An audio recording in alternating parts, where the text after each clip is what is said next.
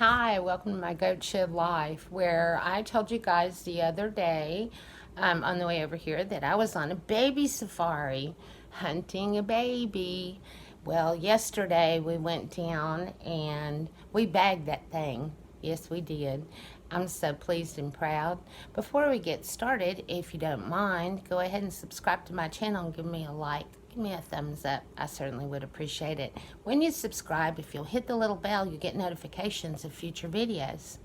Anyway, I'm going to talk to you guys a little bit today about childbirth. It's really interesting to me that women have been having children since the dawn of time, and somewhere along with the advent of modern medicine, men kind of took over the situation and tried to make it better. And okay, whatever. But my mom tells stories, and she's told stories about when she had me, and they used twilight sleep, which was a combination of, what did it say, morphine and scopolamine, which was supposed to have an amnesiac effect, so that they wouldn't remember the pain of childbirth. And my mother said it was perfectly horrible. It was awful. And apparently she remembered that it hurt because she decided at that point that she was not going to have another one. So I am a one of a kind deal. Only child, that's right. Anyway, when I had kids, I wanted to have natural childbirth, and the first one ended up being a C-section because he was all wrapped around in his cord, and the second one ended up being induced, and then my third child, who gave birth yesterday, ended up being a C-section as well due to some medical issues. At any rate, yesterday I got to experience natural childbirth. My daughter just did a fantastic job. She did it. She nailed it. She did. Her partner and as well as a doula were there. My daughter had decided to hire a doula, and a doula is a support person.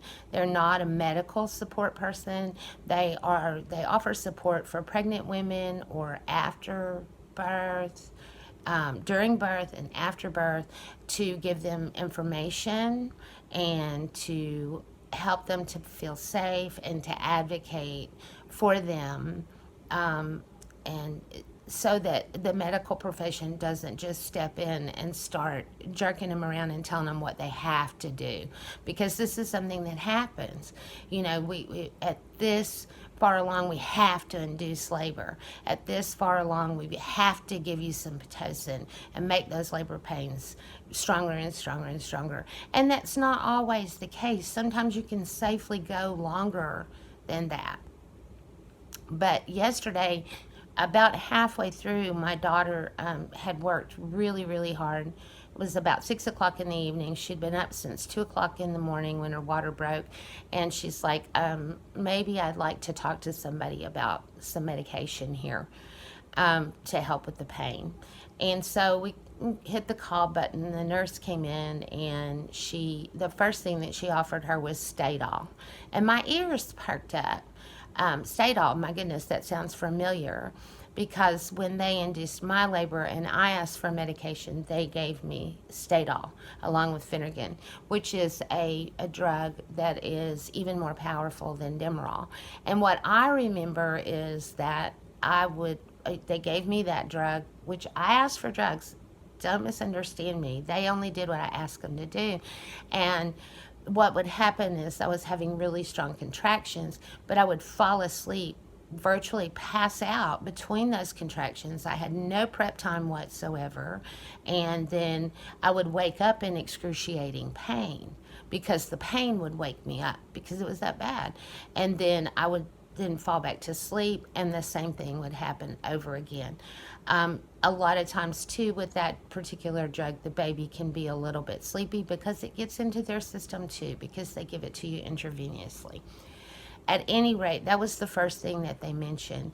And the doula who was there with us God bless her. Well, God bless her. She said, "No, wait, don't you guys offer nitrous oxide, laughing gas, like what they give you at the dentist? It doesn't take all the pain away. It's not going to make you go to sleep. It doesn't affect the baby. It just takes that edge off." And that's what was opted for.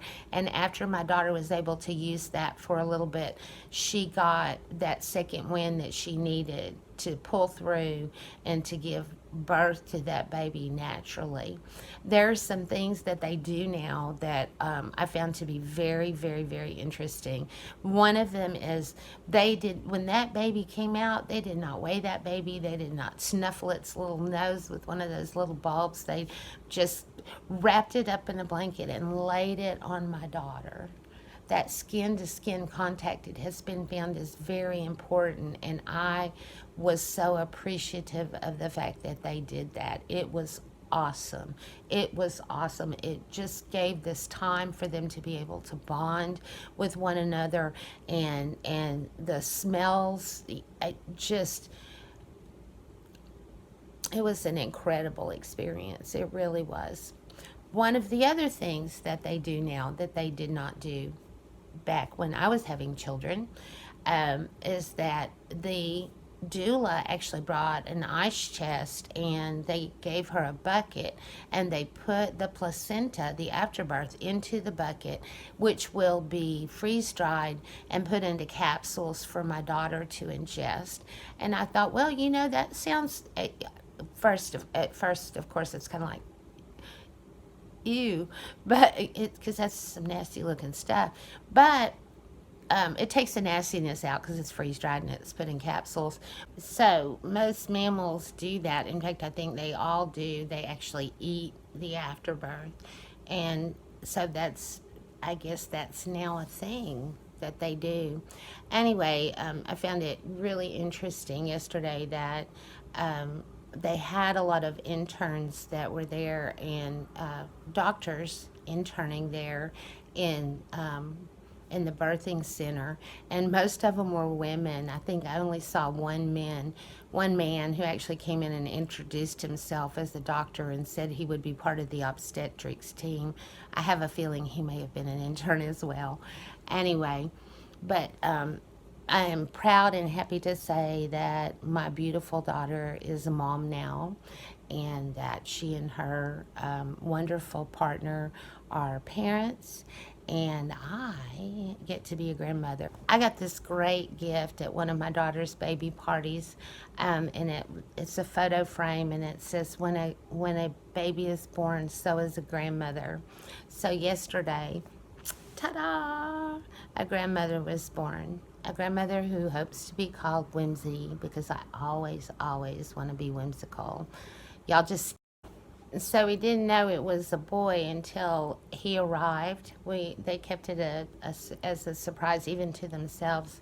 So anyway, welcome, welcome, welcome to my first grandbaby, and that's just a little bit of information and stuff that I had picked up. But you guys have a great rest of your week, and stay tuned tomorrow. I have a great Funny Friday lined up for you.